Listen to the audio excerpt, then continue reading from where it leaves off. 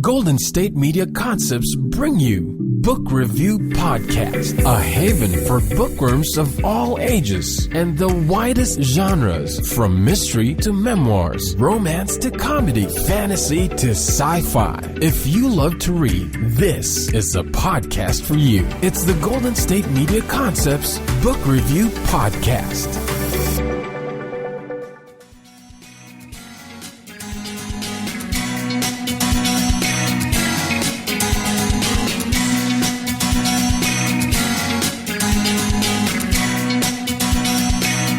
Hello and welcome to the GSMC Book Review Podcast, brought to you by the GSMC Podcast Network. I am your host, Sarah, and I hope you had a great weekend. Thank you so much for joining me for this episode where I will be speaking with author Kimberly Stuart, as I mentioned at the end of the last episode, if you've listened to that already. This is a book called Heartland. It is Kimberly's 8th novel, and let me go ahead and give you the description. Grace Claren has finally made her dream of a fashion career in New York City a reality. But when she's fired and can't pull together next month's rent, Grace does something she never thought she'd do. She moves back home to Iowa. Grace hates the tiny town, where everything closes early, where there's no nightlife, and where everyone knows each other's business. She's saving her pennies and plotting her return to New York when she runs into Tucker, the boy, now man, whose heart she broke when she left 10 years ago. When they reconnect, Grace starts to remember why she fell for him in the first place. Her career begins to turn around when she finds an outdated vintage dress at a flea market, updating and selling the look. Suddenly, Grace has her ticket out. But her feelings for Tucker are becoming undeniable, and Grace must decide where home really is. Will she chase her long-held New York dream or find a new dream here in the Heartland? So that is the description of Heartland by Kimberly Stuart. It is a story of coming home. It is a romance. It's a story of life not going the way you hoped it would and kind of having to forge a new path that maybe looks similar to an old path, but also slightly different. I did not grow up in the Midwest, but I grew up in Montana, as I've said before. And so I mean, there are some similarities to growing up in Montana and growing up in the Midwest. There are certainly similarities to growing up in a very small town, as I did, to the experience that Grace has in this book. Didn't go to New York to chase my dreams, but I have lived in other metropolitan areas. I've lived in Dallas, I've lived in Berkeley, and I've also moved back home. And so I understand how that can be when you move back to your very small town and have to navigate life a little bit differently. So I really appreciated that aspect of the story. And I also appreciated that this is, there's the romance element of this book, because we've been doing a lot of crime novels and thrillers lately for interviews, and I'm not dogging crime novels and thrillers. I've actually very much enjoyed reading them. I've enjoyed speaking with the authors, but it's been nice to have a little bit of a change of pace and have a book where the conflict is not necessarily murder or something else a little bit violent. So I very much appreciated something a little more lighthearted. Thank you, Kimberly, for bringing this lovely novel into my thriller-packed schedule.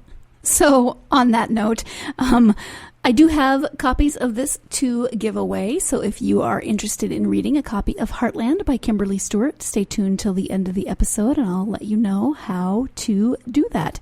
So let's now turn to that interview. Again, the book is Heartland, and it is by Kimberly Stuart. Hi, welcome to the podcast. Thank you for having me. It's lovely to be here. I am so excited to have you here, and we are here to talk about your new book. It's called Heartland. Before we get to the book, though, if you could just start off by sharing a little bit about you. Sure. So I am an author. I've been writing for publication for about 14 years. Heartland, as you mentioned, is my newest book. That's my 8th novel in print. So my life is divided not evenly at balance between writing and author and speaker stuff, and then being a wife and a mom to 3. So we have 2 teenagers and an 11-year-old, and that is most of my days are devoted to carpooling and meal prep and occasionally cleaning a toilet. And then every now and then I write a novel. Nice, which seems to be a good break from cleaning the toilet. Absolutely. I won't tell you my preference, but you hit it on the head. I much prefer writing to the toilet. And you live in Iowa, is that correct? I do. In central Iowa. I live in Des Moines. Are your teenagers involved in sports? Do you have to drive a lot of places? You know what? We have 3 very active musicians, so we do a lot of that during the week. And then we have some sport action. There's some lacrosse played every now and then, fall and spring, and then some basketball and church activities. So it all adds up. Yeah. Okay. I was just being nosy mostly. Oh, no, I welcome that. I'm an author. Are you kidding? I make up fake stories about fake people all day. You can be nosy. Excellent. So speaking about the fake people and their fake stories, can you give us a bit of an overview of Heartland? Sure. Heartland is a coming home story. So I like to say that if you remember Tom Hanks, Meg Ryan movies, or Reese Witherspoon's Sweet Home Alabama, those rom-coms, I write books in the vein of those. This book is a coming home story in that vein. The main character, Grace, grew up in the Midwest and left as soon as she could and headed to New York and pursued a dream there. And then she comes to a time where she needs to return to Iowa, which is not her first choice. And so it's a forced relocation. She ends up really needing to redefine what she thinks about home and about family.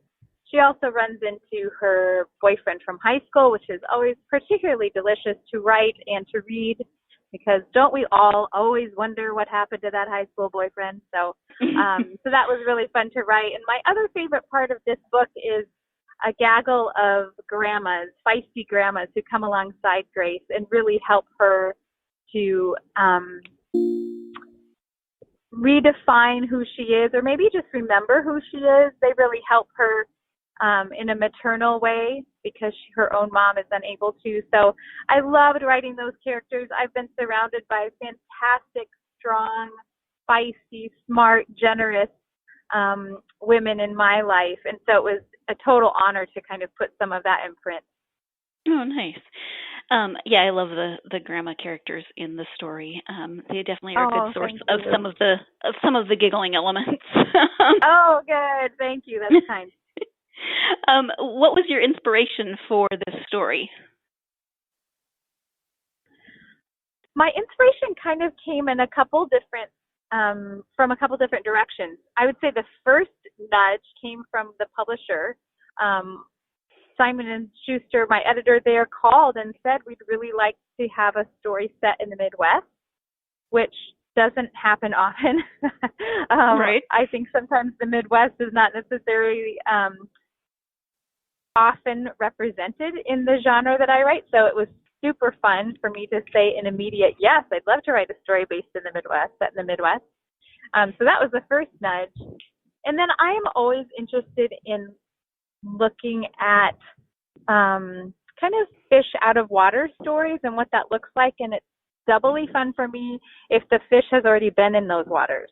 So I like thinking about what happens after people have gone through kind of significant life change and have to return to a place. And so that was a natural fit. And again, I was itching to write about women in the Midwest. And so I didn't need much encouragement for that. Mm-hmm. I don't remember how far in, but it's very soon in the book where somebody makes the comment of it being a flyover state. And I think that's how people think of the Midwest a lot. Absolutely. So as someone who grew up in a very small town in Montana and then left and eventually did move home for a while, I I get it. I can relate to Grace and coming back and being like, oh yeah, this is the same and also different. Right, because you're different in parts. That's, yes. I think that's a lovely tension to kind of tease out in a story like that. So you've lived that, so that's fantastic. I love it. Yeah. So let's talk about Grace, who is the main character. What about her do you think will resonate with your readers? I love Grace's ability to throw herself into something and really keep her nose down and work hard. And I'm just going to say that's a Midwestern trait and know that people will roll their eyes, and that's fine because we are used to people rolling their eyes at us around here. But I do think there is something kind of just built into Heartland culture that is intertwined very much with working hard and working even when things don't work well. And so I love that thread. I think that thread is pulled throughout the book, no matter her geography. Quite a bit of the book also occurs in New York, and she takes that with her. I think she should probably give credit for that particular personality trait to her own grandma. So I'm not saying she just kind of pulled herself up by her own bootstraps, but that does come out for sure. I think readers also do identify. I mean, you just touched on it, Sarah, that there's something about returning, and that is just a crazy tension of trying to figure out, well, how do I fit here now?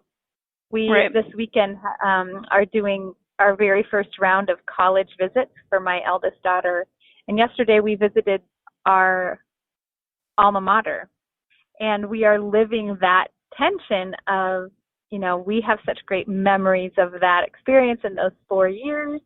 And what is it like then to insert ourselves 20, 25 years later? How have we changed? How has that place changed? Right. And what does that look like? So I don't know. I think readers can really identify with going through seasons and then finding yourself back in the same place and seeing, well, how's this going to work? I think that's an excellent place for me to jump in here so we can take our first break of the podcast. How is that going to work? Well, I know how it's worked for me, and I actually know how it works for Grace, but we'll be talking more about Grace and Tucker and the book Heartland when we return. So stay tuned. You're listening to the GSMC Book Review Podcast, and I'll be right back. Golden State Media Concepts bring you the Bible Study Podcast. Reflect and journey the Bible as together we study God's Word and be inspired. Bible study made fun and informative for all ages. It's the Golden State Media Concepts Bible Study Podcast.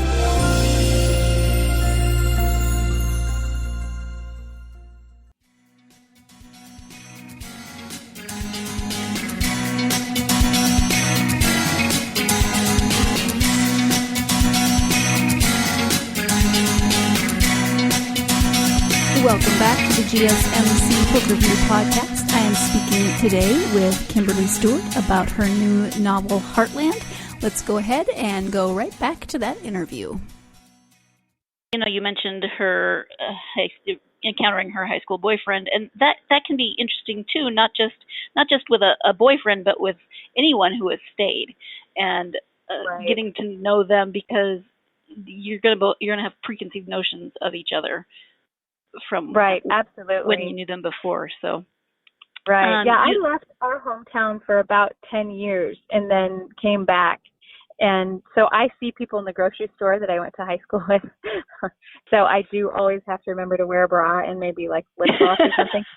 But it's always a little jarring because my first thought's always, wow, we are all older. Yes. That's the first thought. And then I try to remember if I have all of the right things on clothing-wise, so don't want them to go away and think, wow, she no longer wears, pants. Right. Have to make sure the pants are. But it's always funny because after those encounters, I go home and I talk to my husband, who is not from our hometown, is not from the town where we live. He grew up in a completely different state and hasn't been back in years. And so he never has that experience. He never goes out and thinks, well, I wonder who I'll see. I wonder whose life has changed, and if anybody will, if I'll recognize them. So it's funny that that kind of cloaks we have very different interactions, very different expectations of what can happen when you're running around. And I know that was fun to write about with Grace, because she goes from a very anonymous city that she likes. She likes that, people don't stop by. She thinks she likes that, and has to re-enter her hometown where people stop by and they sure know what you're up to, and they probably will weigh in. Yes, and if they don't weigh in, they will call your mother. Or right. Are you speaking from experience there? A little bit. So you've mentioned Grace's grandmother a little bit, and we definitely have a special bond, a special relationship. Can you talk a little bit about how that relationship affected the story or drove the story in some ways? Yes, I did love writing that piece. I am very fortunate to have two phenomenal grandmothers who were huge influences on me. And so it was lovely to be able to write that kind of a relationship. There's some freedom, I think, that comes with a missed generation. So my grandma was able to talk to me in a way that maybe I wouldn't have heard my mom. Because and I have a great relationship with my mom, but especially maybe in certain seasons of my life, Grandma was, she was able to, and I know she would say the same, that she couldn't talk to her own kids in the way that she could talk to her grandkids. There's a little indulgence there, and I see it with my own kids, that, when my mom's over, not only does she give them an endless supply of Oreos, she is also, she just is able to kind of encourage them in a different way or pour into them in a different way. So I definitely think that Grace and Gigi have that. They have that, have that relationship. And also Grace's grandma really stepped in during a time where Grace was just desperately in need of nurturing, and that's kind of a pivotal moment in the story that weaves in and out of the narrative, and it affects their relationship for sure.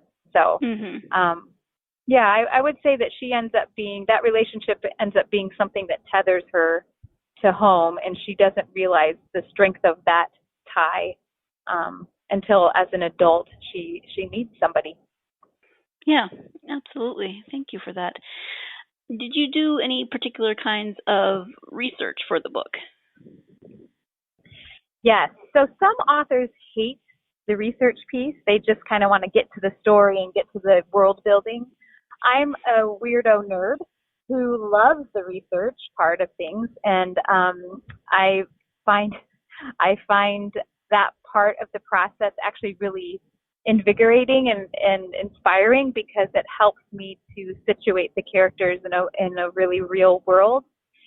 So the novel that I wrote before Heartland is called Sugar, and Sugar's main character is a woman named Charlie, and she is a pastry chef, and she's a female pastry chef in a very male-dominated profession, and so she is forced to kind of have a different steely determination just for that, and it was so fun to research for that book and to research how she got to what kind of personality you have to do that, and to read all these super boring pastry manuals and lots of recipe and cookbooks that are just super, super technical. I love that. I love that process. And the same goes for Heartland. Grace is a fashion designer. I certainly am not. And so I had plenty of things to read and some people to talk with. I had a wonderful resource in my friend Sarah, who went to the Fashion Institute of New York and is a designer and a store owner. And so she was able to really shed light on the whole process, from photo shoot to what it's like to be a buyer for a particular part of the corporation, to be an indie designer, or, I don't sew, heavens no. And so I needed to ask her all these things about just the technicalities of what those things are called. So I love that part, and I feel it's a responsibility for me to do that part well. I don't ever want someone to read my book who has some familiarity with the content area or with the with the job or the, the geography or whatever's being discussed. I want the person who's an expert in that area to fully immerse herself in the story and not be yanked out because of my error. So I take it pretty seriously. I want to make sure that I do right by that. And then it ends up that the story is not only more true to life, but I think it gives the reader kind of lets her shoulders relax because she trusts me that I've done my homework. So it was it was very fun for Heartland. I didn't have to do a whole lot of research for the small town piece because my parents grew up in this small town of 250 people, and I spent a lot of time there in summers. And then I was a high school Spanish and ESL teacher before I was a writer, and I taught in small towns. And so I had a little bit of background for that, but I did have to research all the fashion piece, and I also always have to be very careful with New York geography because New Yorkers are very serious about accurate geography. I was just going to ask you if you'd ever lived in New York or just visited. I do visit fairly regularly. I really enjoy New York, and so my husband and I head out there fairly frequently. I made a recent trip with my mom that was just so much fun. So I do love to be there. But I cannot even come close to being as specific as I need to be in my novels. And so I always depend on someone who's boots on the ground for me. I like to find someone who lives there currently or who has lived in whatever particular city for a very good long while, so I can ask really nerdy specific questions like, if she's standing on the corner of, West 92nd and Broadway. See, I don't even know if that's a thing, but let's pretend it is. If I'm asking that, I need that person to correct me and to say, no, there wouldn't even be a laundromat on that corner, or she, what would her favorite Indian restaurant be in this neighborhood? I need someone who can really speak to that. So that really hinges on finding someone typically who lives there. Right. And you've touched on this a little bit, but are there specific autobiographical elements that you included in the story? For Heartland, I mean, definitely the geography, that's near and dear, and the character of Gigi. I would never dish to you how I feel about my high school boyfriend, so that will never be spoken. Okay. No, he was a very nice boy. I'm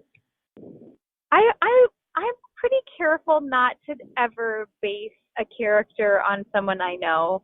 So there's not a lot of autobiography there, but I would be a total liar, pants on fire if I didn't say that all of my characters are in some way informed by people I know, or an amalgamation of people that I know or have known. So any author who tells you that she just works from a clean slate is lying to you. But I try not to model. I would never model someone particularly. That's just danger zone right there. Yeah. Yes. Well,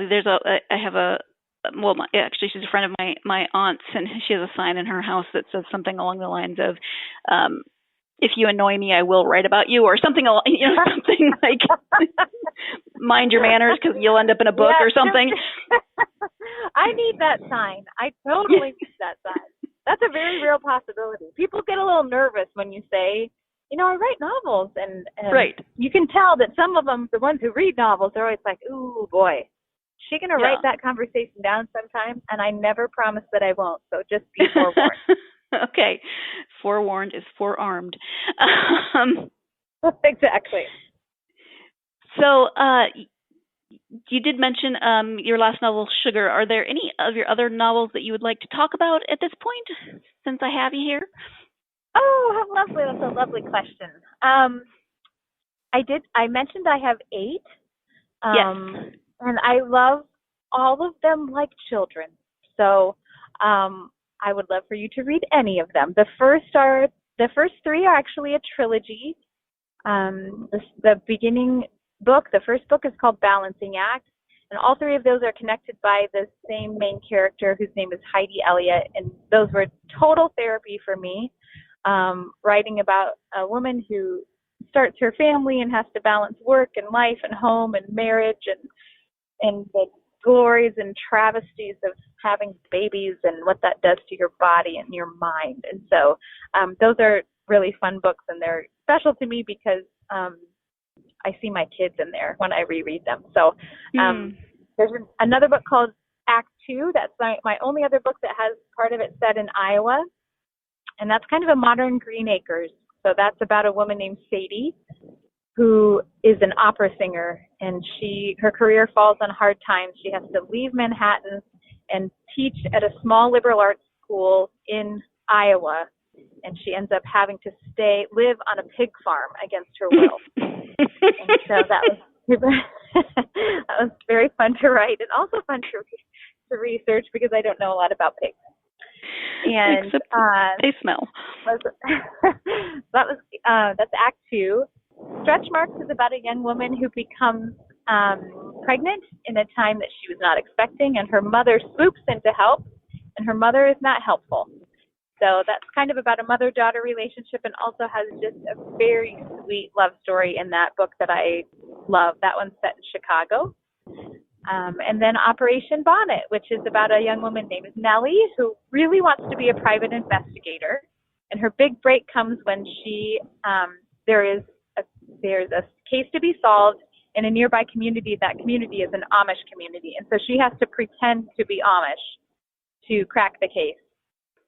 She is not very convincing, so that doesn't go very well for her. That's kind of, we say that's not your grandmother's Amish fiction. So it's not, if you're thinking Amish fiction, that's not it. It's a little stuffier, a little sassier, but yeah, I'd love it for you to, I have a fondness for all of those books for different ways, but they all have the connective theme of humor and grace and hopefully some feisty female characters you can really hang your hat on.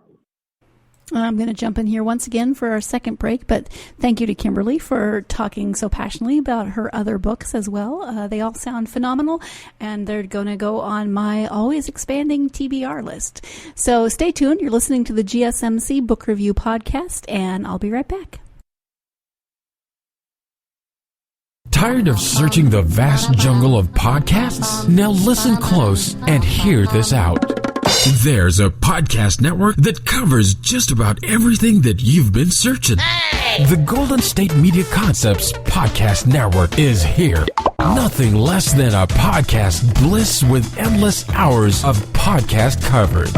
From news, sports, music, fashion, cooking, entertainment, fantasy, football, and so much more. So stop lurking around and go straight out to the Golden State Media Concepts Podcast Network. Guaranteed to fill that podcast itch. Whatever it may be, visit us at www.gsmcpodcast.com. Follow us on Facebook and Twitter, and download us on iTunes, SoundCloud, and Google Play.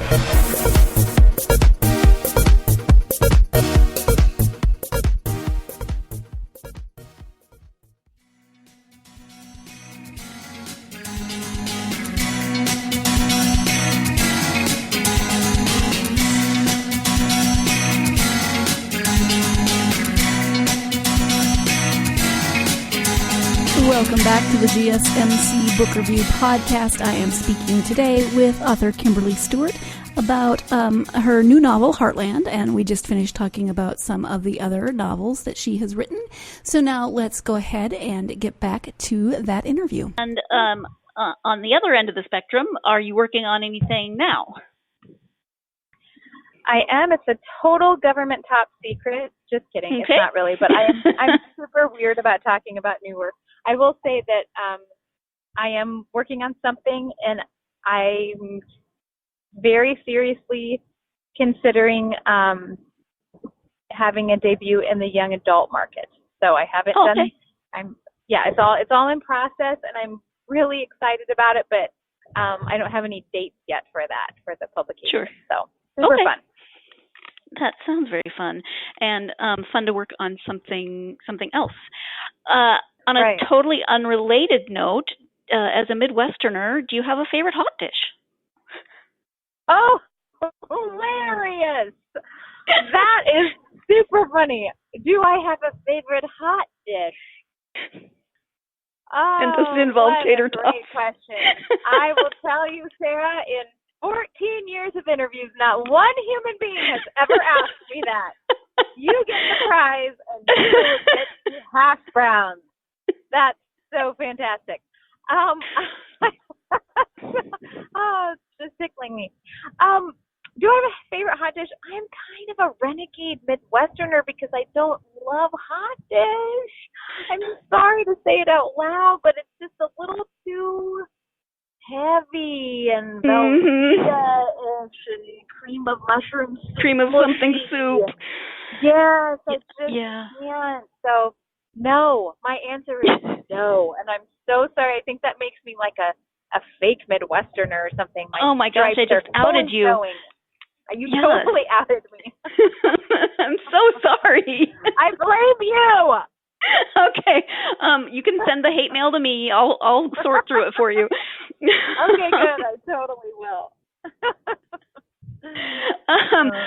We'll go back to writing now and not hot dish. Not as dangerous.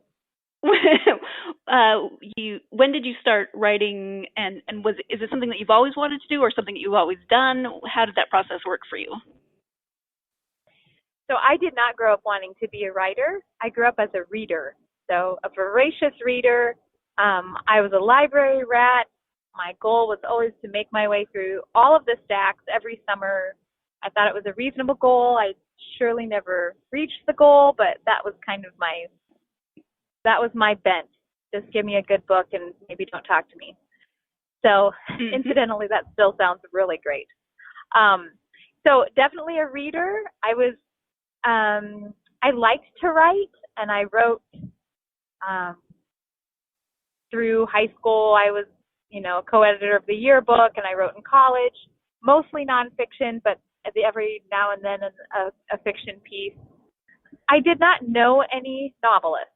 I didn't know any authors. And so I think that was I think modeling is such a powerful piece of how we decide what we're doing and what we're wired to do. And I didn't know anyone doing this. So it would not have occurred to me to pursue this. I'm also a firstborn and super deadline conscious and very responsible. And so even if someone had said to me, hey, you should think about being a novelist, my first question would have been, how in the world do you do that and get health insurance?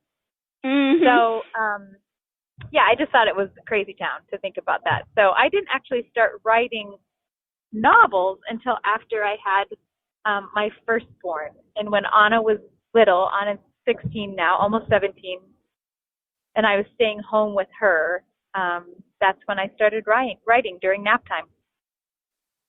Very good. Thank you. And out of your particular path to published authorship, do you have advice for aspiring authors? My advice to aspiring authors is to be eyes wide open in some ways and just protect the dream in others. So eyes wide open, knowing that it's going to take a lot of work and it's going to take a lot of time and you will be rejected, probably a lot. I'm just the real pick-me-up right now, but I want to be honest. I mean, it's not usually not a very linear path.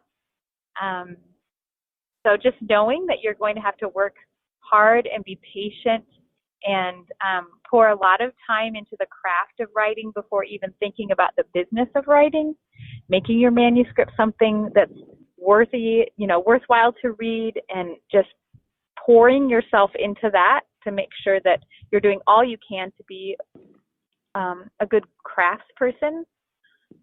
That's the first part, to be, eyes wide open and make sure you know that there's a lot of work involved. But then also kind of shutting your eyes in some ways and protecting your dream, because it's a weird dream. It's a crazy dream, and not very many people will understand it. And so you have to be your own advocate, and you have to be the person saying to yourself and to the people who love you, this is worthy of my time.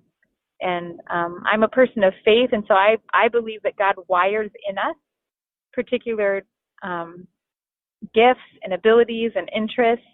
And so it's up to me to know what that is and then to fiercely protect it, because no one will do that for you, and no one will do that with the stubbornness that you have. So that's my advice, to really be honest with yourself and know there's a lot of work involved, and then also you be the one to say, no, I really think I'm wired for this, and I'm going to pursue it even though it seems totally nutty. Okay, thank you so much. I appreciate that. As a voracious reader, do you have favorite authors or genres that you like to go to? Favorite authors? Oh, I'm spending the weekend with my best friend, and that's what we talk about every single time. What are you reading? What are you loving? So this is my favorite question. I'll just hit you with a few of them. Okay. And I'm kind of all over the board. I go back and forth. I read fiction for a while, then I read nonfiction, then I read memoir, and then I go to a mystery. So this will not be a very, this is going to be a kind of an eclectic mix. Some of my favorites recently, I read the memoir Educated by Tara Westover, and it was remarkable and so beautifully written and hard to read, and also hopeful. Crazy. I could never write a book like that. All hats off to Ms. Westover. So that was really great. I don't read a lot of mystery, but when I do, 90 times out of 91 times, I read Louise Penny. She's a Canadian author, and are you familiar with her books? I know the name. She's on my TBR list. Yes, definitely keep her on that list and tackle her, because she is a great mix of beautifully written sentences and beautifully written characters, but also page-turning plots. So I love that. I really, really like her writing. And she writes all about the same character set in a little town called Three Pines in Canada. And I'm pretty sure Betsy and I, my best friend and I, were just talking about how we're pretty sure we need to move there. Even though everyone keeps getting killed, whatever, it's just really pretty. So we love that. And then I'm always forever a fan of a woman named Marissa de los Santos. And she has written, I don't know, probably 5 or 6 books. I will read anything she writes, and I usually just adore what she writes. She writes the same idea as Penny as far as just the beautiful crafting of the language, but a page turner, and funny and smart. So those are 3 of my recents. But if you ask me later, I probably won't remember to say those, and I'll say 3 different ones. So I'm not so good at being focused. I kind of go all over the board. I'm also always a fan of Jane Austen. You will never get me to say nary a negative word about Jane. Love Jane. Me too. Love her. I know, or I think, I shouldn't say I know when I'm 90% sure you have a website. So give us the website and tell us where people can find you on social media. Sure. My website is KimberlyStuart.com. So that's KimberlyStuart.com. And there's all sorts of great information there, and the opportunity to sign up for my newsletter. I do love to connect with people on email. I am not an inbox flutter. Is that a thing? I don't send you a lot of stuff. I will never link to cat videos. I'm very honorable with your information, but I do let you know when a new book comes out, or I give a lot of stuff away. So that's on the website. And then on social media, I'm on Facebook and on Instagram. And my Instagram handle is kimberly.stuart.write, as in write the book. Okay, thank you. As we are wrapping things up, is there anything that we haven't touched on that you would like to say about writing or about Heartland, anything at all? I just think there's so much room on the shelf for great stories. And they come in lots of different forms, and I'm honored to be able to do this gig, and I hope I get to do it for a long, long time. But my one little plug is just to really support the authors you love, read their books, write nice reviews on Amazon, because Amazon lasts forever and ever. So be kind to them in that way. And then reach out to them, write them an email, or let them know that you liked what they did. I'm not even talking about myself. I'm talking about all the people that you like. If you are a reading girl or guy listening to this, they would love to hear from you. So, and thank you for having me. It's been so much fun to talk with you, Sarah. It has been fun, and I really appreciate you taking the time to talk about this new book, and I so enjoyed reading it. Oh, I'm so glad. Thank you. That means a lot. Thank you once again to Kimberly for taking time out of her weekend to talk to me, especially since it was a weekend with her bestie. And so I really appreciate that she took time to speak to me about her new novel and about her other novels and about Hot Dish. Oh my gosh, yes, I am a dork. And about life in the Midwest, life in Iowa. I just really enjoyed this conversation, and I really, as I said before, enjoyed the book. So if you are interested in winning a copy of Heartland by Kimberly Stuart, you just have to go to our social media pages, GSMC Book Review, Facebook, Twitter, or Instagram. And normally I have you comment on the post with this episode, which is episode 181, Interview with Kimberly Stuart. Easy enough to remember. And this time I'm going to mix it up just a tiny bit. You still have to comment, but comment with a GIF, please, because I need something more entertaining.